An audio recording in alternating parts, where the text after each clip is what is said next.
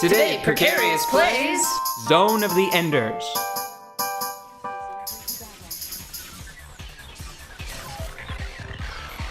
I need you to die, buddy. Okay. All right, there we go. So I got one. Mm-hmm. Oh, I'm gonna take a quick second to clear up a few things really quickly. Number one, we did some digging. Bale and I discovered that our capture unit cannot output 60 frames per second of recorded footage. It just has 60 frame per second pass through. So unfortunately, we will not be able to present this game in 60 frames per second, even though we're pretty sure that's what it's actually running at on our PS2. Oh, wow. So that's a shame. And the only way to fix that is really expensive technology. So we won't be able to do it for a while. Yeah. So with that out of the way, and the other thing that I was talking about is fine.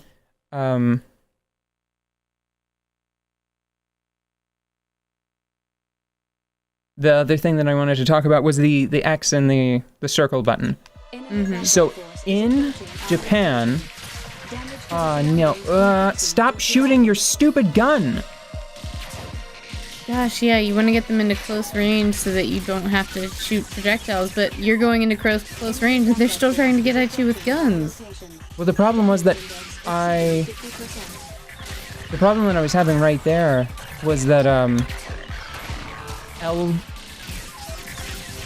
removes your lock on. Mm-hmm. That's how you run away from battle. Mm-hmm. L2 is lock on. So I kept accidentally pressing the wrong button. Mm-hmm. Oh boy. Oh boy. Fighting in this gutter seems to be like the thing to do in maps that have it. This trench. There's probably not a lot of people down there. And I don't like that. The B that's off the map. Yeah. I feel like taking care of the ones that are inside the town. We will cease battle position. Colony damage increasing due. Might trick you into forgetting that bee that might be coming down. Hold battle position. Die. Bam. Die. We have shot down the enemy. I feel like 2 shots is about the best you can hope for. Mm-hmm. Like one to throw them into the ground, and then another to. No. Okay, good. Uninhabited. Okay. Thank goodness. But I was trying to do it. Like I don't feel like the close range, long range thing is appropriate for this style of game. Like it makes a lot of sense in the sequel, but I don't feel like it's tight enough for a situation that's supposed to, where you're supposed to be really responsible regarding the environment. Well, do you think that they just put those controls in to sort of bait you into accidentally using them occasionally? That would... No, because, I mean, Kojima Productions, whenever they did Metal Gear Solid, they, like, give the guns different colors and stuff. They make it really clear, like, what's non-lethal and what's lethal. Well, I mean, when do you think they started playing with that idea? I mean, maybe... Oh, wait, I think I got a B. Did you do it? Yeah, many buildings were damaged. But there are no... What the hell? Fuck? I mean, hell. Well, hell fuck. I could have sworn that as long as you got 100% survival, any level of buildings being destroyed was acceptable.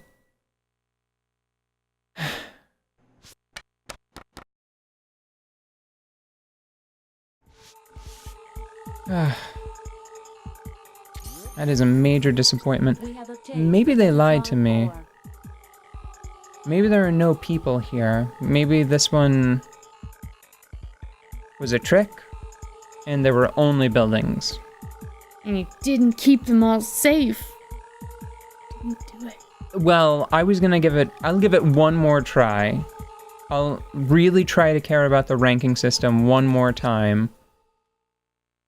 And if I go through and I feel like I did a great job and I get like a C again, then I don't care. I will not care after that. You think they make it hard because you're supposed to be like some idiot kid that wandered into a suit? I don't know. It's hard to tell. Part of me kind of feels like maybe they made it hard sort of arbitrarily. It'll depend. It'll depend on how well the rest of the game's motivations are demonstrated. If it does an okay job selling its message in other ways, then it will feel earned. Otherwise, it will just feel like a petty way to try to raise the stakes in sort of a low-cost manner for the developer. You know what I mean? Yeah, so making the first several levels overly difficult, not to prove any story point, but to make it feel like really heavy and scary. Yeah, like this is so tough. Yes, but it is a long It is a long shot. Besides, Je.O.E.'s energy weapons will not work within the field. Okay. We should find some Oh, right. I remember Where can we find such a weapon? this vaguely. At the target. Let us leave now and locate a suitable I remember that you got some sort of sniper rifle, sniper-type cannon. So you have to shoot the tower now? No, I have to shoot the relays at the base of the tower, and I'm pretty sure it has to go through the field, and that's why I can't use my energy weapons, because I'm pretty sure they VoIP on contact with the field. What I need to do is I need to have the enemy's path through the field so I can fight them, or there might be some sort of transfer, some sort of tunnel, because I see that little orange field there. Yeah. The little orange tower. We are heading for the outer area of the battle zone. We will hold battle position. Yeah, I'm pretty sure that the way it works is Je.O.E can go through just fine, but Leo cannot. Who is Leo? The runner. He's the kid. Oh, okay.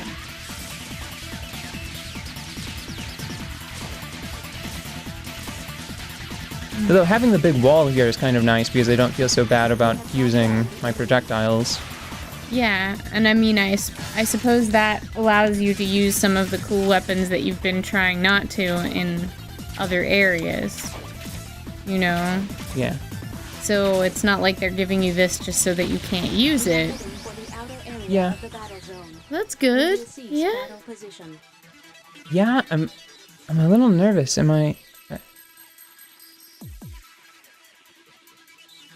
I don't want to touch it if I'm going to explode.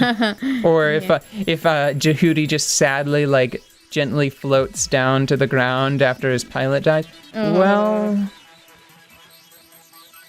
I may have misunderstood. Oh, well, hold on, there are enemies anyway. I like the enemy design quite a bit because in any normal game, Yeah. they would be like really cool. But because of Je.O.E being what you're playing as, they really look dinky. You know? Oh yeah. And I think that they really did a very nice job making something that is like really amazing and cool look like rinky dink next to your fucking awesome Je.O.E. You know? Well, let's. Okay, so no, I just can't. I can't fly through it. Like there's so much more detail and polish on your model Yes. than there is on the other ones, and it doesn't look like a failure to render those details. It looks like they decided not to manufacture those details because it would be too excessive for these drones that get blown up all day. Yeah, like the mass-produced models. Yeah, exactly. It's like the difference between like the president's bulletproof tank car and a tank.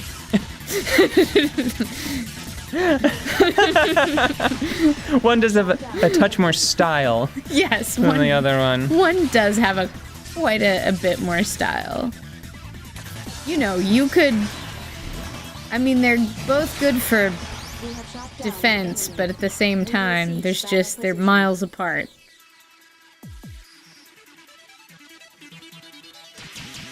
So my shots, they do not go through. Huh.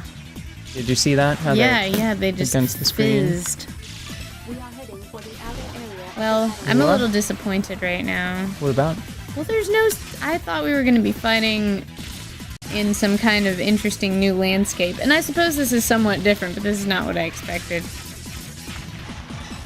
Well, we might still be able to go to a different landscape. Like I said, the one visual thing I remember about this game, outside of the opening cutscene, is approaching some sort of dam, some sort of solid wall. Maybe it's supposed to just be like the end of the tube, like the end of the semicircle, like up there, where maybe like some sort of giant strut meets the ring.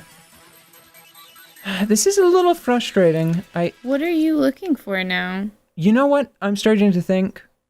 Do you think that... I think I misunderstood the location of the primitive weapon that I'm supposed to be looking for. Yeah, maybe it comes from one of these other areas. Well, I guess we'll do a quick sweep and we'll be back once we have a better idea of what we're looking for. Ah, there it is. Vale, put this part in. Yep, that's the one. Jeez, game.